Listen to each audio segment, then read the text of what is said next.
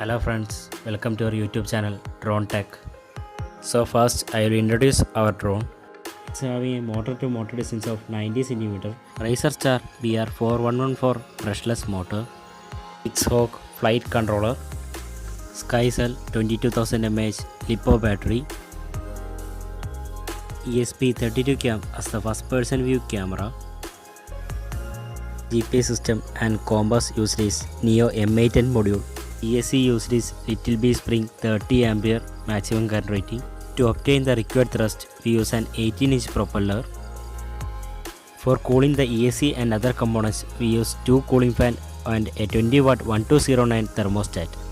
There is also a NodeMCU module and a GeoPhy which we use for automating the drone, and a 12-volt to 5-volt reduction module to get a 5-volt supply. We are using this drone for fire extinguishing purpose. It will be going to carry a fire extinguishing grenade and it will drop it in the position of fire.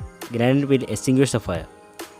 The grenade will be having a maximum weight of 1.5 kg, and we are designed this drone so that it can carry that weight. Next video is to show that how to test and adjust CG of these type of large drone.